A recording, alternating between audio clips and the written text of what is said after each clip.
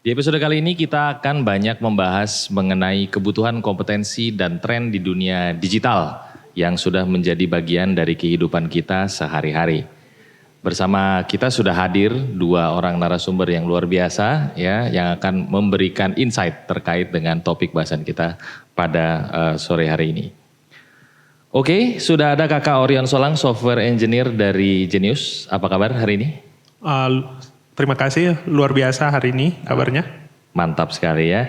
Bersama kita juga sudah hadir Mas Hadi Sucipto. Halo Mas Hadi ini adalah program leader dari NextDev dan manager CSR Education dan Community Development Telkomsel ya Mas. Apa kabar Mas Hadi?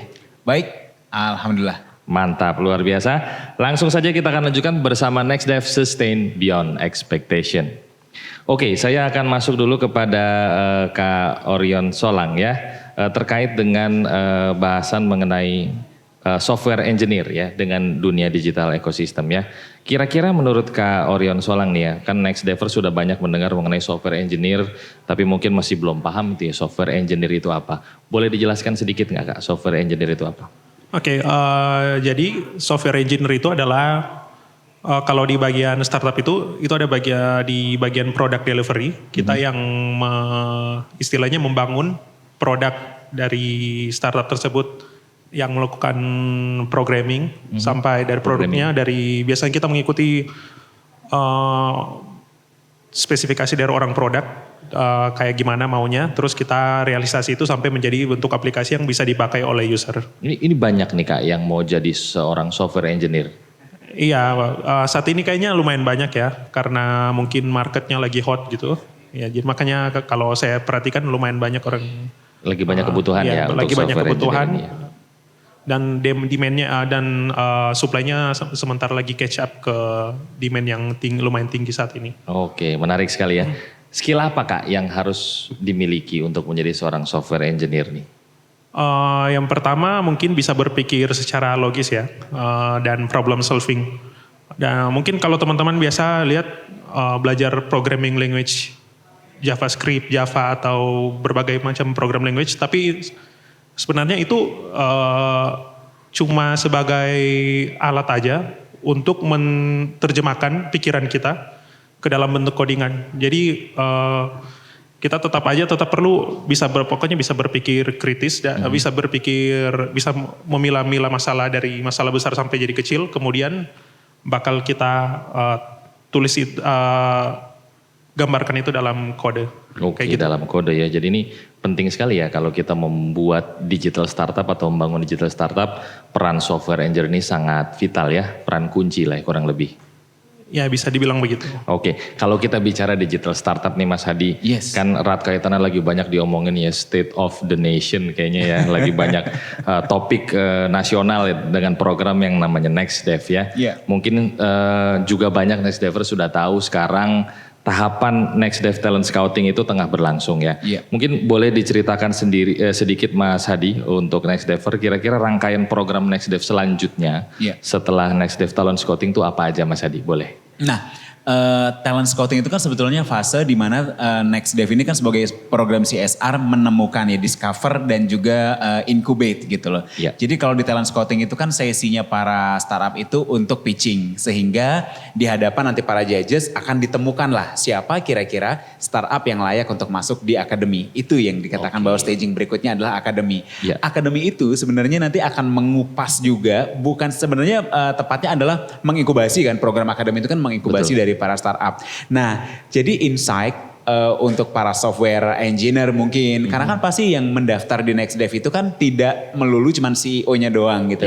Mereka akan hadir di situ bersama tim. Oke, yang mewakili nanti ada dari hackernya, ada hustler maupun hipster. Mungkin kalau software engineer kan bagian di hacker ya, tepatnya mereka, benar kan?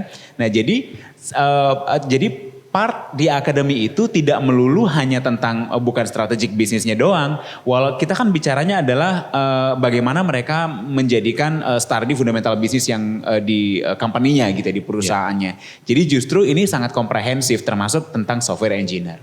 Kira-kira seperti itu. Jadi itu ya, setelah Next Dev Talent Scouting kita akan ada akademi. Nah, kira-kira di akademi itu isinya apa aja sih Mas Hadi? Boleh sedikit bocoran gak nih buat teman-teman nih? Ini untuk durasi kita yang di Next Dev Talk sesingkat ini itu pasti akan panjang banget ya pasti. Di akademi yang jelas, yang pertama sekali adalah bahwa si startup tersebut akan di mentoring gitu ya. Dia punya tugas untuk memaparkan dulu sebetulnya bagaimana sih startup yang saat ini mereka punya gitu loh. Mereka akan ditelaah gitu oleh mentors kita yang ada di akademi. Lalu sebenarnya mereka juga akan diberikan materi-materi, kalau saya mengatakan pendidikan gitu, namanya akademi ya. Saat mereka masuk ke akademi, sebenarnya Next Dev akan sangat terbuka untuk menanyakan gitu, membuat kuesioner kepada teman-teman yang nanti masuk dalam stage akademi, mereka butuhnya apa sih begitu. Dari sinilah kita akan temukan gitu loh, materi apa sebetulnya yang cocok untuk teman-teman di akademi nanti, sesuai dengan needs-nya gitu loh. Jadi kita bukan membuat sebuah kurikulum yang kita rasa gitu loh. Tapi yang kita buat adalah apa yang mereka butuh kira-kira sesuai dengan perspektif digital startup yang ada di akademi tadi ya. Jadi akan banyak mendapatkan edukasi dan kemudian mendapatkan timbaan ilmu pengalaman dari para mentor. Gitu ya, dan kita memang kan menyediakan di situ para mentornya itu kan memang para expert ya di digital startup industry gitu. Jadi pasti mereka akan mendapatkan insight yang sangat bermanfaat untuk pengembangan startupnya masing-masing. Iya, siap. Ini buat Mas Hadi dan Kak Orion juga ya. Mungkin saya ke Mas Hadi dulu menyambung saja. Membahas ekosistem digital dan peluangnya nih Mas Hadi ya. Kira-kira dengan kondisi sekarang, dengan melihat peta kebutuhan dan peluang yang ada, apakah kedepannya kira-kira software engineer atau pengembangan software di Indonesia ini akan mengarah seperti apa Mas Hadi? Kalau kita bicara apps, bahwa digital startup ini orang akan kebayang lo aplikasinya apa.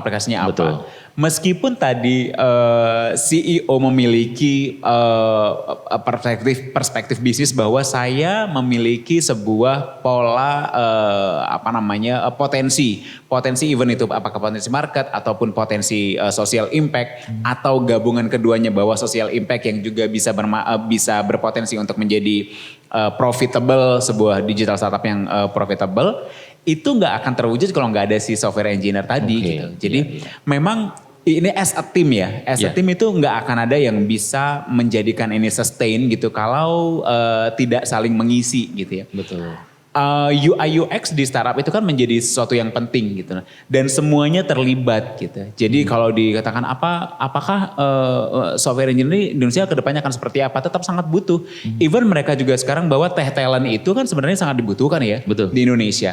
Kalau tadi Kakak Orion bilang bahwa sepertinya sekarang demand itu jauh lebih tinggi ya daripada supply ketersediaan software engineer. Jadi buat para mungkin yang sekarang ini adik-adik mahasiswa gitu ya, yang mungkin ada di IT atau mungkin yang masih di SMA, gue mau kuliah apa ya, mungkin ini salah satu pilihan yang bagus. Salah satu pilihan yang mungkin akan menjadi kebutuhan, ya sudah jelas di menjadi kebutuhan industri ke depannya. Dan ini merupakan backbone dari digital startup itu sendiri ya.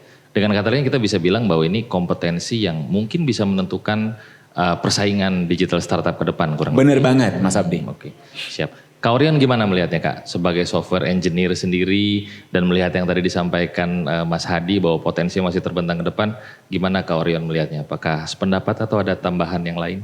Iya, menurut saya ke depan demand-nya akan semakin tinggi karena saat ini kalau kita lihat sekalian kebanyakan aplikasi yang dibikin kan cuma untuk dari bisnis untuk langsung ke masyarakat banyak ya. Tapi yang dari bisnis to bisnis juga itu udah mulai bermunculan karena seiring kayak semakin tinggi ya UMR gitu. Pengusaha mulai mikir kayaknya lebih worth it kalau kita jadiin pakai software aja biar nggak terlalu banyak hire orang gitu kan. Dan makanya itu kalau aku pikir sih ke depan bakal semakin permintaan boom lagi ya, akan semakin banyak lagi permintaannya ya. Karena seiring dengan pertumbuhan yang memang dunia digital ini menjadi bagian dari kehidupan kita sekarang. Dan ini semakin ada kebutuhan untuk otomatisasi, semakin ada kebutuhan untuk serba digital ya. Oke. Menyambung Kak Orion. Kira-kira apa nih harapan Kak Orion ya ke depan untuk ekosistem digital dan industri digital startup di Indonesia? Ada ekspektasi nggak? Ke depan saya harap sih mungkin startup-startup yang bermunculan, apalagi yang di early stage bisa memiliki fundamental yang lebih baik. Nggak cuma soal bakar-bakar duit gitu atau gimana, tapi bisa memang problem yang di-solve benar-benar menyelesaikan pain points yang dimiliki masyarakat ataupun pemilik bisnis, dan tentunya bisa sustainable yang di startup yang sedang bermunculan ke depan. Agar badai startup berlalu gitu ya. Berlalu, ya. Semoga badai pasti berlalu ya Mas Hadi. Kalau Mas Hadi gimana Mas Hadi harapannya untuk ekosistem digital dan startup digital di Indonesia? Saya yakin bahwa otomatisasi dalam kehidupan kita itu ke depan memang sangat dibutuhkan, Mas Abdi. Jadi harusnya digital startup atau digital startup itu harusnya tetap tumbuh gitu ya. Hanya saja memang balik lagi bahwa seperti apa sih fundamental bisnis startup ini yang harus mereka lakukan. Karena mungkin yang jadi problem saat ini adalah bahwa digital startup ini belum memahami sepenuhnya fundamental bisnis seperti apa. Kayak yang di Kakak Orion bilang bahwa bukan soal bakar-bakar duit ya. Betul. Setelah bakar duit apakah akan jadi asap atau jadi apa nih gitu. Jadi abu. Jadi abu gitu kan ya. Itu sebabnya mungkin jadi banyak startup yang jadinya tidak sustain gitu ya. Akhirnya layoff dan sebagainya. Ya mudah-mudahan tidak sampai kolaps atau gulung aplikasi. Tapi bisa melewati badai tersebut. Jadi yang jelas bahwa harusnya potensi untuk startup ini akan tetap tumbuh harusnya iya. Karena digitalisasi di kehidupan kita ke depannya itu tetap dibutuhkan. Saya nggak yakin bahwa hidup kita akan kembali manual gitu ya. Tapi pasti akan tetap mendigitalisasi di dalam segala aspek. Iya, digitalisasi ini akan berkembang terus ya. Iya, akan berkembang terus. Oke, ini tanpa terasa nih kita udah ada di penghujung dari Next Dev Talks kali ini ya. Next Dev Talks ini mengucapkan terima kasih banyak kepada Kak Orion Solang dan kepada Mas Hadi gitu ya. Mungkin sebagai closing statement mungkin ada pesan-pesan buat para Next Devers yang mungkin sedang mempersiapkan startup digitalnya saat ini untuk ikut berpartisipasi dalam Next Dev di tahun yang ke-8 ini. Mungkin ada pesan sebagai closing statement? Dari saya, teman-teman manfaatkan kesempatan ini. Ini kesempatan yang sangat bagus sekali tapi langka. Nggak banyak kan yang bikin kegiatan seperti ini, dan kalau saya lihat tadi kata Mas Hadi yang 90% startup masih survive, berarti saya bisa simpulkan kalau emang benar-benar dipilih berdasarkan kualitas ya untuk startup ini, untuk program ini. Oke, terima kasih Kakak Orion Solang. Mungkin dari Mas Hadi ada pesan-pesan Mas Hadi buat Next Devers yang menyaksikan?